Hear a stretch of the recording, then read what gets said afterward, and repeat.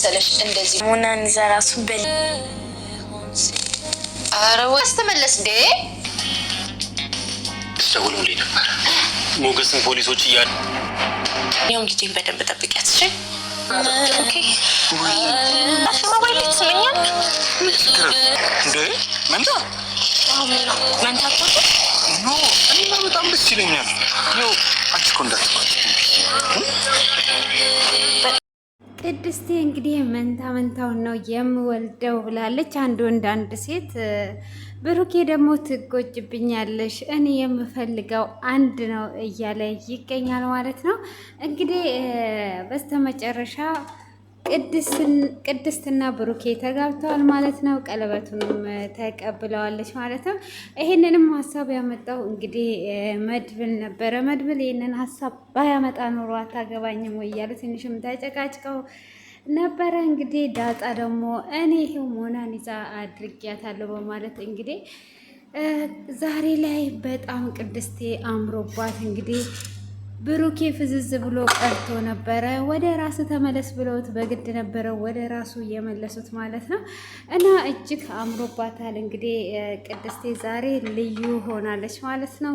እንግዲህ ብሩኬም አሁን በሰፊነት እየሳማትን በአደባባይ ላይ ይገኛል። እንግዲህ ኩሽናም ሄዶ አብሮ ለመስራት እንግዲህ ሽርጉድ እያለ ነበረ። እሷ እንግዲህ ቀለበት አረክልኝ እንጂ ገና አልተጋባንም፣ ጥሎሽ መጣል አለብህ፣ ቤተሰቦች ጋር ሽማግሌ መላክ አለብህ እያለችው ትገኛለች ማለት ነው። እሱም እንግዲህ መቼ ነው ካዳ ብር አምባሰበረ የምትይ መስሎ የነበረ ጭራሽ አንቺ ስለ ጥሎሽ ነው እንዲህ የሚያሳስብሽ እያላት ይገኛል። እንግዲህ እሷም እያፈረች ነበረ። ሆኖም ምግብ እየሰራች እያለ ያው ኩሽና ገብቶ ዛሬ እራት ውጭ ልጋብዝሽ ጥሩ ጊዜ እንድናሳልፍ እፈልጋለሁ ብሎ ይላታል። ምነው እኔ የምሰራው ምግብ አይጣፍጥም ወይ ብላ ትለዋለች። ከዛም በኋላ ያው ይቅርታ ፋራ ሆንኩብ ብላ ትለዋለች። እሷም የራት ልብስ የለኝም ብላ ስትለው በፍጹም ወተን እንገዛለን፣ የምትፈልጊውን ነገር ለባብሽና አብረን ወተን እንገዛለን ብሎ ይላታል። እሷም እሺ በማለት እንግዲህ ወጥተው ልብስ ገዝተው ይመጣሉ ማለት ነው። እሷም ወጪ አበዛውብክ አይደል ወይ ይቅርታ ብላ ትላለች። አሁን እኮ የኔ ነገር ማለት ያንቺ ነው፣ ወጪ አበዛው ምናምን ብሎ ነገር የለም፣ የኔም ያንቺም አንድ ነው ብሎ ይላታል። እሷም እንግዲህ በዛ በመስማማት እሺ እያለች እየተጫወቱ እየሄዱ እያለ እንግዲህ እሱም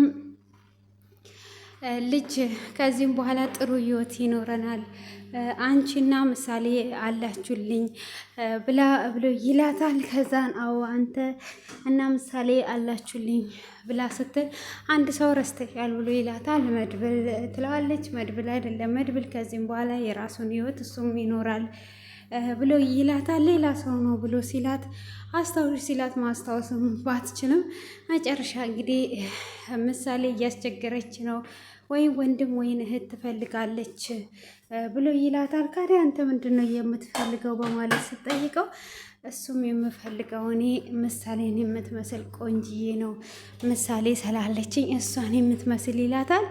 አይ እኔ ግን ሳስብ ወንድ ልጅ ቢወለድላት ይሻላል ትለዋለች።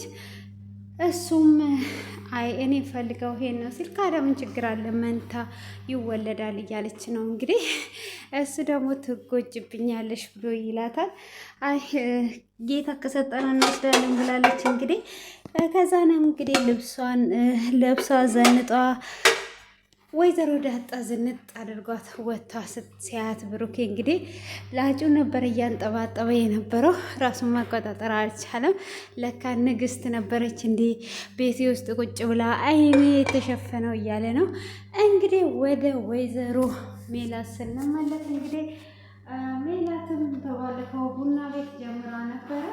እንግዲህ አንዱ የቡና ቤት ሰውዬ ብር ሲበትን አይታ ቁጥሩን ተቀብለው ነበረ። በዛ መሰረት እንግዲህ ትደውልለታለች። ሰውየው እጅግ በጣም ትልቅ ሰውዬ ነው እንግዲህ ወዷት ነበርና እና አብረን እናድራለን ትለዋለች። እሱም እሺ በማለት እንግዲህ አልቤርጎ ቤት ከገቡ በኋላ እሷ ቪዲዮ ትቀርጸዋለች ማለት ነው። ቪዲዮ ትቀርጽለትና በልብስሽን አውጪ ብሎ ሲላት መብራት ካለ ስራ ለመብራት አጥፋልኝ ስለውና እሷ ልብሷን እንደማውለቅ ብላ የቀረጸችን ቪዲዮ ይዛ ትሄዳለች። እሱም ዛሬ ምን አይነት ሴጣን ናት የደረሰችኝ ብሎ አይታይት አድርጎ እንግዲህ ያጣል ማለት ነው። እሷም ወደ ቤት እንደገባች እቺን ቪዲዮማ ደህና ብሬን እወስድበታለሁ ብላ እንግዲህ በቪዲዮ አሰራቸው በርካሽ ተቀብላ ያንን ብር ከወሰደች በኋላ ያንን ብር የምትፈልገው ለበቀል ነው። እንግዲህ አሁን ላይ ደግሞ እንደውም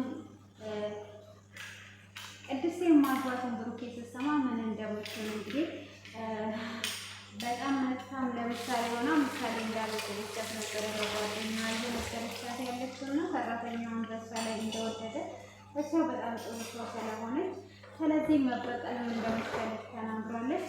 ያንን ብርም የምትፈልገውን ሊያበቃት ስለሆነ እንግዲህ ያንን ሰውየውን እያስፈራራች ያለበቀል ነው። እንግዲህ ሞገስም እንግዲህ የቀን ስራ ጀምሯል። እዚህ በጣም የሚያሳዝነው እንግዲህ ሉላን ወጥቼ ልስራ ብትለውም በፍጹም አልተወሰደችም። እኔ ራሴን መስራት ያለብኝ ብሎ እንግዲህ ሰርቶ ሲመጣ በጣም ነበረ ያዘነችው። ቢሆንም እንግዲህ አሁን ላይ ደግሞ በፖሊስ እየተፈለገ ይገኛል ሞገስ ማለት ነው። እሱ እንግዲህ እስር ቤትን ብገባ እኔ ነኝ መስራት ያለብኝ አንቺ አሰሪኝ እያለ እየተሰታት ቢሆንም አቶ ዝና እንግዲህ አሳልፎ ቪዲዮን ሰርቷል። በዛ የተነሳ እየተፈለገ ይገኛል ማለት ነው። እንግዲህ የእነ ሞገስ መከራ እያበቃ አይደለም ማለት ነው። ይሄ ሁሉ ደስታ ራሱ ከነሱ ጋር የሚካፈለውን እንግዲህ አሁን ምሳሌ ቅድስቴና ብሩኬ ሲጋቡም አልነበረም። ያው ተደብቆ ስለሚኖር ነው። ተደብቆም ቢኖር አሁን ደግሞ ስራ ስለጀመረ በፖሊስ መያዙ የማይቀር ነገር ነው። እንግዲህ ያም ጠበቃ ሾካካ መጥቶ ነበረ። ከዛም እንግዲህ እኔ ቤተሰቦችን ለእኔ ተዋቸው ከዚህ ሀገር ጥፋሞት የሚያስፈልግ ከሆነ እያለው ነው። እሱም እሺ እጠፋለሁ አንተ ብቻ ቤተሰቦችን እኔ ብሩን ባለፈው የሰጠው ምን አደርገ ነው ብሎ ሲለው እሱም በማይታወቅ ለልጆቼ ልቼ ነው ምስቴ ስራ የላት እንደምታውቀው ማለት እንግዲህ ይለዋል ማለት ነው። እሱም አሁን እሱን ሰውና መሞት የማትፈልግና በቤት መቆየት የሚፈልግ ከሆነ ቀጥ ብለህ ከዚህ ይለዋል። እሱም እሺ በማለት እንግዲህ በቃ ለመሄድ ይስማማል ማለት ነው። ሆኖም እንግዲህ ዝና አሁን ላይ እያሳደዳቸው ነው እንደተለመደው ማለት ነው። ያ ማለት እንግዲህ በብዙ የቡና ሴት ቤት ነው ምንድን ነው የሚባለው ከሆነ በዛ ላይ ደግሞ አሁንም ተንኮላ አላልቅላችሁ ነው። በዛ አይነት ተንኮሎቻለች። ሰውየው እንግዲህ የዋዛ ሰላምና የሚፋወቅ ይመስለኛል። እንግዲህ እዚህ ጋር ራሷን ጻድቅ ማድረጓ ራሱ በጣም ነው የሚገርመው። ያኔ ስንት ስታደርጋቸው ባልነበረ ዛሬ ላይ ደግሞ እኔ ነኝ ጻድቅ፣ እነሱ ናቸው እንደዚህ ያደረጉኝ፣ እነሱ ናቸው እየበደሉኝ በማለት እንግዲህ ለጓደኛ ስልክ ነገር እናያለን ማለት ነው። ሆኖም እንግዲህ ዛሬ ላይ ቅድስቴም ዘንጣ ስትወጣ እንዳልኳችሁ ብሩኬም በጣም ደስ ብሎት ራት ሊበሉ ይወጣሉ ማለት ነው። ራት ሊበሉ በወጡበት ምሳሌ እንግዲህ አሁን ማነው ምግብ የሚሰራልኝ ቅድስቴ ሄዳለች ብላ ትላለች። ከዛ አንቺ ብትወጂው እንቁላል አይደል ወይ እኔ እንቁላል እጠብስልሻለሁ ደግሞ ያስጨንቅሻል ብላ ትላለች። ዳጣ እንግዲህ እሷም እሺ እንግዲህ ጥበሽልኝ እሳት እንዳይበዛ ብላ ትላታለች።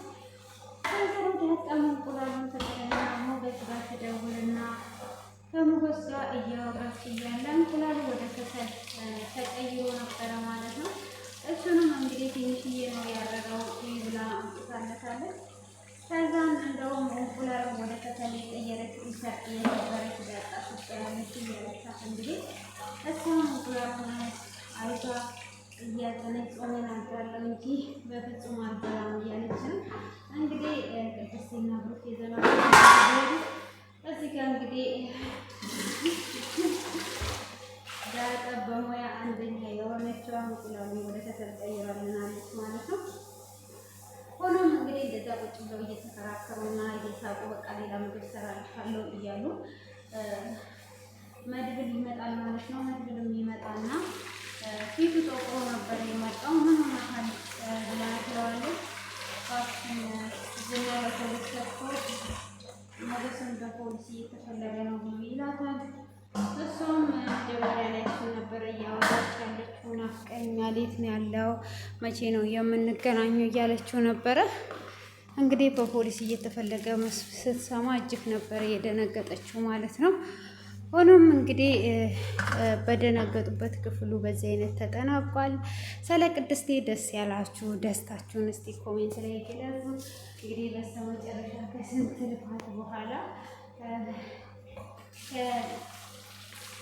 ብሩኬ ጋር ተጋብታለች ማለት ነው። እንግዲህ እያየ ነው የምንሄድ ይሆናል። እንዴት ነው የሚሆነው? ሰርጉ መቼ ነው? ሰርጋ የሚጠራው ነው ናሻው ሰርማን መጠራ ሰርግ እንጠራለን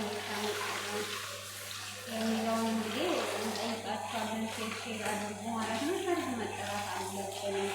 ደግሞ መንታ ይቻላል። ብትጎዳም ተንከባከባት፣ ምንም ችግር የለውም። መንታውን ይስጣችሁ ብያለሁ። እኔ መንታውን አሰልፉ ብያለሁ። እንግዲህ እናንተም ኮሜንት ላይ አስተያየታችሁን ግለጹ። ለዛሬ ያዘጋጀውላችሁ ይሄንን ይመስላል። እንግዲህ በቀጣይ በአዲስ ቪዲዮ እስክንገናኝ ድረስ መልካም ቆይታ ይሁንላችሁ። ለዚህ ቤት አዲስ የሆናችሁ እንደተለመደው ሰብስክራይብ፣ ላይክ አድርጉኝ እላችኋለሁ። ነባሮቹም ላይክ እና ኮሜንት እንድታስቀምጡ በትህትና እጠይቃለሁ። ሰላም የምታስቀምጡም ከልብ እያመሰገንኩኝ መልካም ምሽት ይሁንላችሁ። ባይ ባይ።